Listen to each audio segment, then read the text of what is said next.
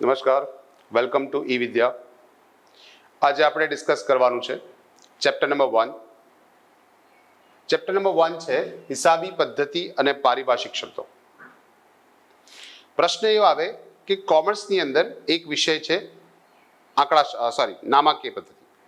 તો નામાકીય પદ્ધતિ જે છે ક્યાંથી શરૂ થયું, કેમ નામાની શરૂઆત થઈ, કેવી રીતે નામું અસ્તિત્વમાં આવ્યું. તો આપણને ખબર છે કે આદિકાળથી એટલે કે અતિ પ્રાચીન સમયથી જ્યાં જ્યાં વ્યવહારો શરૂ થયા, મનુષ્યએ પોતાની બુદ્ધિનો વિકાસ થયો, નવી નવી વસ્તુઓ શોધતો થયો, બરાબર, ખેતીની શોધ કરી, ચક્રની શોધ કરી, અગ્નિની શોધ કરી, આ બધી શરૂઆત થઈ તે વખતે એ ધીમે ધીમે પોતાની જરૂરિયાતો વધારતો ગયો. જેમ જેમ એની સમજણ વધતી ગઈ, બુદ્ધિ વધતી ગઈ, તેમ તેમ એ પોતાની જરૂરિયાતોમાં વધારો કરતો ગયો. સમય જતાં એવી પરિસ્થિતિ આવી કે બધી જ પ્રવૃત્તિઓ જાતે કરવી શક્ય ના બની. અને બધી જ પ્રવૃત્તિ જ્યારે જાતે કરવી શક્ય ના બની ત્યારે એને કેટલીક બાબતો માટે બીજા પર આધાર રાખવો પડ્યો. અને ત્યાંથી શરૂઆત થઈ આર્થિક પ્રવૃત્તિઓની. તો આર્થિક પ્રવૃત્તિ જે છે એની અંદર વસ્તુ કે સેવાના બદલામાં વસ્તુ કે સેવા કે નાણાંનો વિનિમય કરવામાં આવે. એટલે પોતાની ઉત્પાદિત કરેલી વસ્તુનું બીજાને વિનિમય કરવો અને બદલામાં સામે વ્યક્તિ પાસેથી સેવા લેવી, વસ્તુ લેવી અથવા બદલામાં એની કિંમત લેવી. શરૂઆતમાં જ્યારે સંપૂર્ણપણે નાણાંનો વિકાસ નહોતો થયો ત્યારે સાટા પદ્ધતિ અસ્તિત્વમાં હતી. સાટા પદ્ધતિ એટલે બદલા પદ્ધતિ, જેને અંગ્રેજીમાં બાર્ટર સિસ્ટમ કહેવાય છે. આ જે બાર્ટર સિસ્ટમ છે એમાં એવો નિયમ હતો કે દરેક વ્યક્તિ પોતે કોઈ એક ચોક્કસ કાર્યની પસંદગી કરશે. એ ચોક્કસ કાર્ય પોતાના સમગ્ર જીવનકાળ દરમિયાન કરશે અને એ પ્રવૃત્તિ સિવાય બાકી બધી પ્રવૃત્તિઓ માટે તે બીજા પર આધાર રાખશે. એવી રીતે અન્ય વ્યક્તિઓ પોતાની પસંદગી અનુસાર અથવા તો પોતાની લાયકાત અનુસાર એ પોતાનો વ્યવસાય કરશે અને ત્યારબાદ બંને પોતપોતાની વસ્તુઓની કે સેવાઓની આપ-લે કરશે. અને આમ વસ્તુ કે સેવાના બદલામાં વસ્તુ કે સેવાનો વિનિમય એટલે કે બદલા પદ્ધતિ એટલે કે સાટા પદ્ધતિ, આવી પદ્ધતિ અસ્તિત્વમાં આવી. પરંતુ સમય જતાં કેટલીક મર્યાદાઓને કારણે આ સાટા પદ્ધતિ લાંબુ અસ્તિત્વ ટકાવી શકી નહીં. તે સમયે નાણાંનો જન્મ થયો, નાણું અસ્તિત્વમાં આવ્યું. આ જ્યારે નાણાંનો જન્મ થયો તે વખતે નાણું એક વસ્તુ કે સેવાના વિનિમયના માધ્યમનું સાધન બન્યું. એટલે વસ્તુ કે સેવા પોતાની ઉત્પાદિત કરેલી વસ્તુ કે સેવા આપવી, બદલામાં એની પાસેથી નાણું મેળવવું અને પોતે સંગ્રહિત કરેલા નાણાંનો ઉપયોગ કરી પોતાની અન્ય જરૂરિયાતની વસ્તુ કે સેવાઓ મેળવવી. આ રીતે નાણું અસ્તિત્વમાં આવ્યું. પણ જ્યારે નાણું અસ્તિત્વમાં આવ્યું, બહુ બધી વસ્તુઓ બની, ત્યારબાદ શરૂઆતમાં એના વિનિમયની અથવા તો વ્યાપારિક પ્રવૃત્તિઓ શરૂ થઈ અને આ વ્યાપારિક પ્રવૃત્તિઓમાં નફો કે નુકસાન જાણવાની તલબ ઊભી થઈ. નફો કે નુકસાન, કોઈ પણ વ્યક્તિ કોઈ પણ પ્રકારની પ્રવૃત્તિ કરે તો એમાં એને શું ફાયદો થયો કે શું નુકસાન ગયું તેની ચોક્કસ ગણતરી જરૂરી છે. બરાબર. તો નફો કે નુકસાન જાણવું કેવી રીતે શક્ય બને?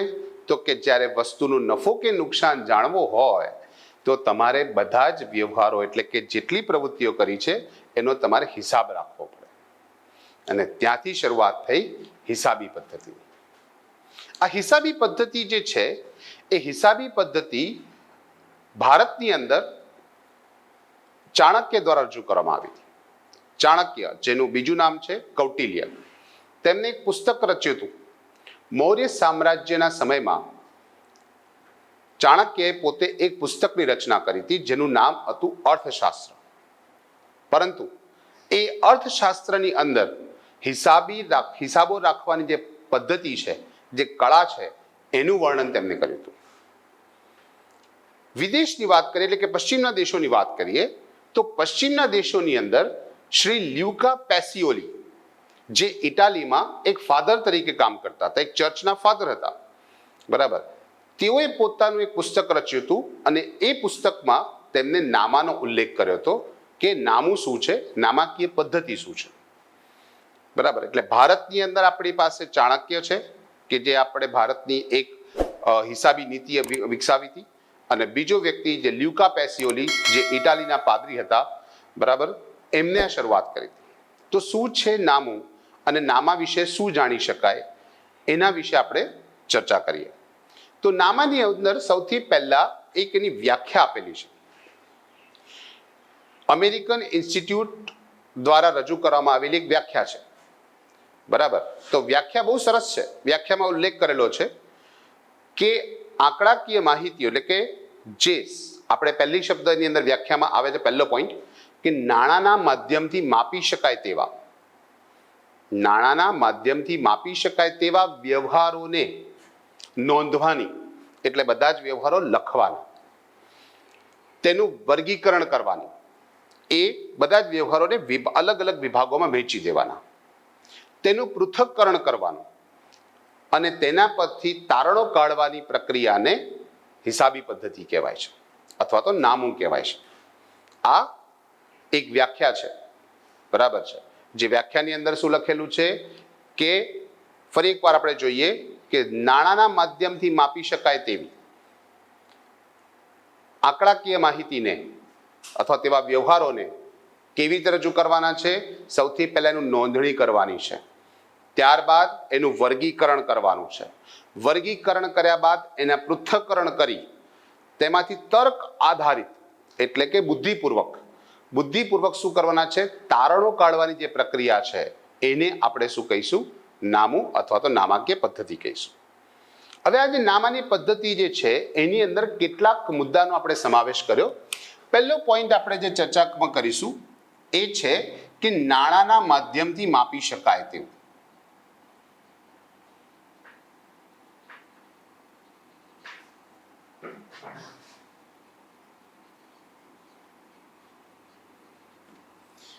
વ્યાખ્યાની અંદર સૌથી પહેલો મુદ્દો આપ્યો છે કે નાણાંના માધ્યમથી માપી શકાય તેવું. હવે નાણાંના માધ્યમથી માપી શકાય એટલે દરેક વસ્તુને માપવા માટે નાણાંનો જ ઉપયોગ કરીશું. સાટા પદ્ધતિમાં નાણું નહોતું એટલે વસ્તુના બદલામાં વસ્તુનો વિનિમય કરતા હતા. કેવી રીતે? ધારો કે 5 કિલો ઘઉં આપ્યા, સામે 2 કિલો ચોખા લીધા. આ સાટા પદ્ધતિનો નિયમ હતો.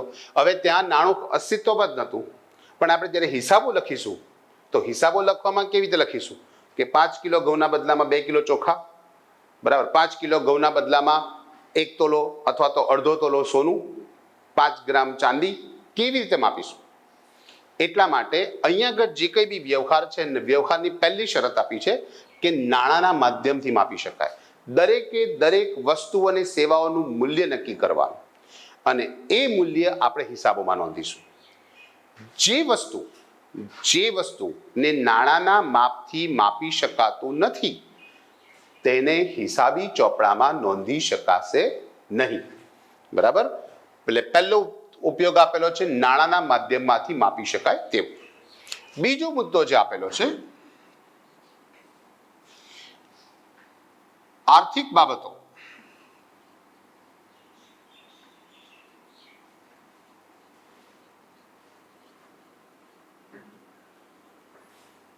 આર્થિક બાબતોનો ઉલ્લેખ.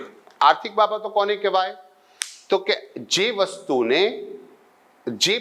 વસ્તુમાં આવક મેળવવાનો, જે વસ્તુનો ઉલ્લેખ કેવો હોય, આર્થિક બાબતનો ઉલ્લેખ આપણે જોઈએ તો આર્થિકનો મતલબ થાય એક તો આવક મેળવવાનો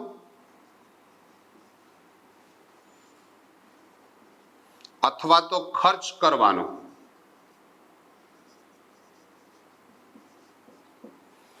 આવક મેળવવાનો કે ખર્ચ કરવાનો ઉદ્દેશ હોય તો તેને આપણે શું કહીશું? આર્થિક પ્રવૃત્તિ કહીશું, બરાબર છે. જે પ્રવૃત્તિની અંદર આર્થિક પ્રવૃત્તિ નથી તેનો આપણે નામાની અંદર ઉલ્લેખ નહીં કરીએ. કઈ વસ્તુનો નામામાં ઉલ્લેખ ના થાય એટલે કે આર્થિક પ્રવૃત્તિઓ કઈ નથી, તો એની અંદર આપણે જો નોંધ કરી લખી નાખીએ કે જે લાગણીથી લગતી પ્રવૃત્તિ છે, લાગણીઓ માટે અથવા તો સ્વયં માટે, એટલે કે સ્વયં માટે એટલે પોતાના માટે જે પ્રવૃત્તિ કરવામાં આવે, ભલે એનું નાણાકીય મૂલ્ય હોય ધારો કે મેં મારી પાછળ 500 રૂપિયા ખર્ચ્યા, બરાબર, તો એ મારા માટે આર્થિક પ્રવૃત્તિ છે, નાણાકીય બાબત છે, નાણાંના માધ્યમથી માપી શકાય છે, પરંતુ મેં પોતાના માટે પોતાની ઈચ્છા માટે ઉપયોગ કર્યો છે, એટલે અહીંયા આર્થિક બાબત નહીં કહી શકાય. લાગણીઓને વશ થઈને કરવામાં આવતી પ્રવૃત્તિ બિનાર્થિક પ્રવૃત્તિ કહેવાય છે. પ્રેમ, દયા, માન, સન્માન, આ બધી પ્રવૃત્તિઓ કેવી છે? બિનાર્થિક પ્રવૃત્તિઓ છે. ધારો કે તમે રસ્તામાંથી જઈ રહ્યા છો, પસાર થઈ રહ્યા છો, પોતાનું વ્હીકલ લઈને જઈ રહ્યા છો, અને રસ્તામાં કોઈ વૃદ્ધ વ્યક્તિ ત્યાંથી પસાર થઈ રહ્યું છે, માંડ માંડ ચાલી રહ્યું છે. તમે એમને કહો છો કે દાદા બેસી જાઓ, હું તમને છોડી દઉં આગળ જ્યાં જવું છે ત્યાં. તો એ પ્રવૃત્તિ કઈ થઈ? બિનાર્થિક પ્રવૃત્તિ થઈ. કેમ બિનાર્થિક પ્રવૃત્તિ થઈ? તો કે એમાં કોઈ આવક મેળવવાનો કે ખર્ચ કરવાનો ઈરાદો હોતો નથી. તમે દાદાને ઉતાર્યા પછી એવું કહેશો મને લાવો દાદા 10 રૂપિયા ભાડું, નહીં કહો, રાઈટ? એટલે એમાં કોઈ આવક મેળવવાનો ઈરાદો નથી કોઈ ખર્ચ કરવાની વૃત્તિ. બસ તમે એક પ્રેમ, એક માન, એક સન્માનના આદર લાગણીથી તમે એ પ્રવૃત્તિ કરી. એટલે આ બધી પ્રવૃત્તિઓ કેવી કહેવાય છે? બિનાર્થિક પ્રવૃત્તિઓ કહેવાય છે. માટે આવી પ્રવૃત્તિઓનો ઉલ્લેખ થશે નહીં. ત્રીજો મુદ્દો જોઈએ. ત્રીજા મુદ્દાની અંદર માહિતીનું વર્ગીકરણ થવું જરૂરી છે.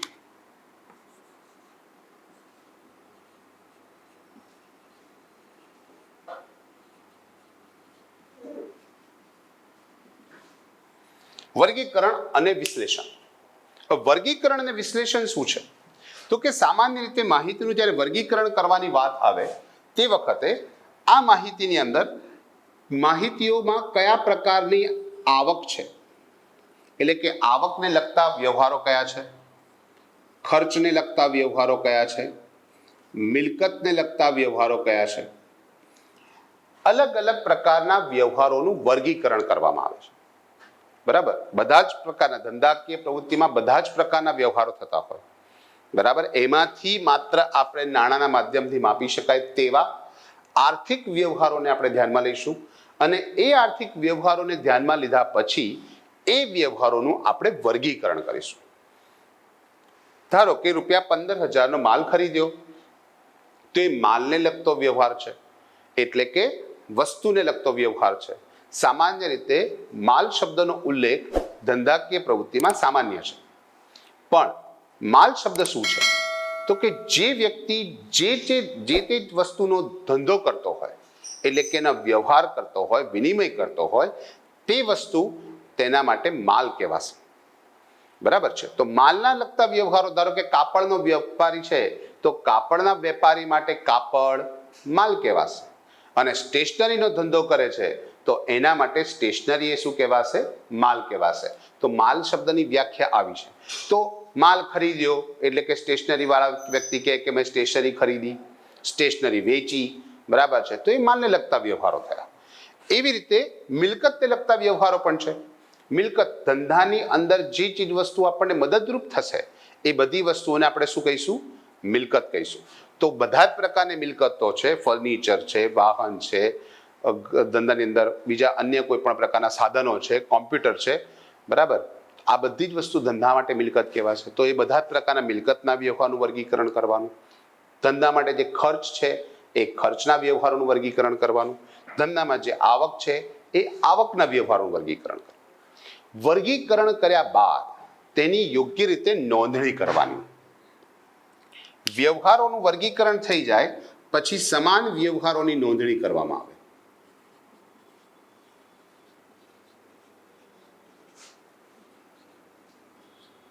સમાન વ્યવહારોની એક જૂથમાં વહેંચણી, એને એક જૂથ બનાવવામાં આવે. એક જૂથ બનાવવા એટલે કોઈ પણ પ્રકારના વ્યવહાર છે, બધા જ વ્યવહારોમાં, ધારો કે મિલકત, તો તમામ મિલકતના વ્યવહાર ભેગા કરવા, તમામ ખર્ચ છે તો બધા જ ખર્ચના વ્યવહારો ભેગા કરવા, તમામ આવકના વ્યવહારો ભેગા કરવા.